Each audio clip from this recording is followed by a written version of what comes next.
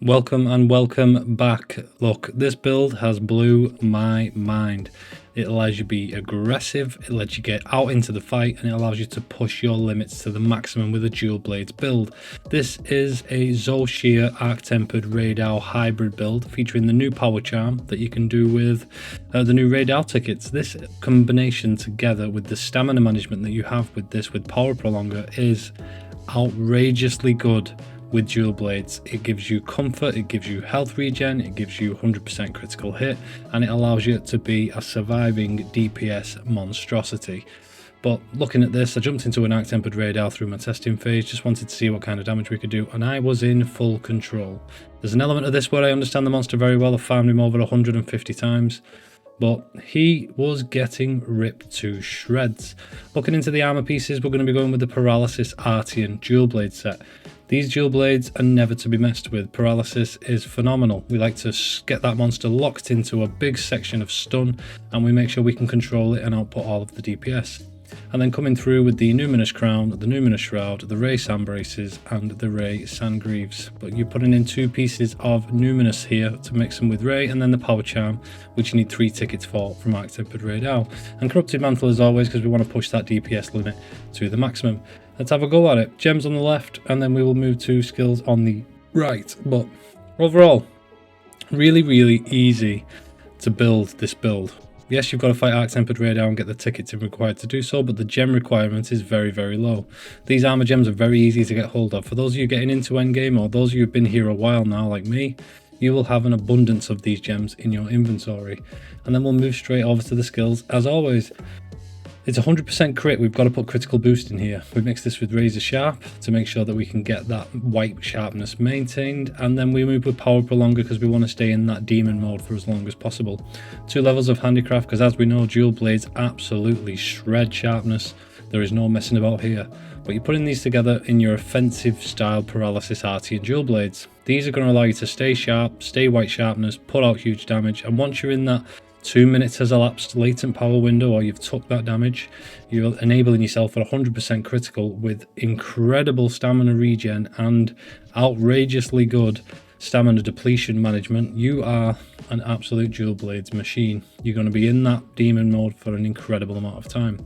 And then what we've managed to do here with the way that the gems are structured and how powerful these pieces are is we get full agitator in for the flat 20 attack with 15% affinity. We get full latent power for the stamina management and the affinity buff. We get 3 levels of burst in here, which is allowing us to really push that stat to the maximum. Maximum might to give us the extra affinity that we need. But most importantly, coming down to these skills coupled with the set bonus, you're an absolute tank. You're a DPS beast, but you are absolutely solid. You get stun resistance level 3, you're never going to be on the floor in that scenario. You get recovery speed level 2. Coupling this with the Zolshir set, as we know, allows you to keep healing and keep passively getting back to full health. And then Stamina Surge level 2 to kick that stamina back in when we need it most to trigger maximum might. And the Dual Blades Demon Mode Drain. And then Evade Extender to make sure that them sidesteps and them big dodges are covering a ridiculous amount of distance. And then we get the nice set bonuses. So these set bonuses I wanted to talk to you about because we want to extend latent power with Thunderous Roar.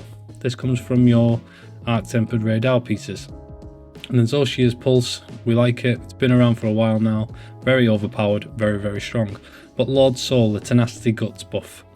This boosting your attack and lowering defense, but lets you survive 1 lethal hit. With this, what you need to be doing is getting out there and being aggressive. When you start that fight, if you can take that damage, take it. Get out there, put your mantle on, hit that monster and grind through them first phases. You will be at the most powerful you can be. Plus, you've also got a safety net there that's going to allow you to not die. So if you will survive that lethal hit, especially against Arc-Tempered Radar, this is going to tailor and teach you to be very much more aggressive. It gives me a level of comfort where I think, how can I push and have the best first window possible?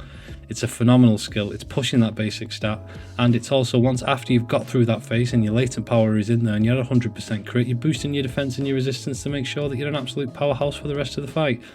Very strong set bonus skill from the Radar 3 piece here, but it's great to have in the build. But overall, this blew my mind. I'm fast, I can cover distance, my sidesteps are covering a big amount of space. Even if I'm trying to close the gap to get to the monster, if he's pulled a bit of distance between me, I can get over there very quickly and not lose the buff. 100% crits kicking in, burst is pushing the stat to the maximum, And these dual blade builds are outrageous for this level of the game. I've been around in Monster Hunter for a long time, and something like this, to squeeze the function of these abilities and these skills for so cheap on the left hand side, like you can see, this is an end game maximized build. You would be looking at stuff like this after the expansions come out, being able to really squeeze in all of these skills and give you that level of comfort. But we're in a solid spot here with these. What's bad to say about dual blades? They're incredibly fun to play. But overall, there's a couple of clips in the video for you to see. It's an incredible thing. It really, really is. We're outputting incredible damage. We're putting that monster down fast. We can take that first lethal hit, be aggressive. We can maintain ourselves for the rest of the fight. And I've done nothing but enjoy this. It's been a fun time. But anything else you need, please pop it in the comments below if you do need anything, and I will respond to every single person. And yeah, leave a like and subscribe. You know the vibes. Peace.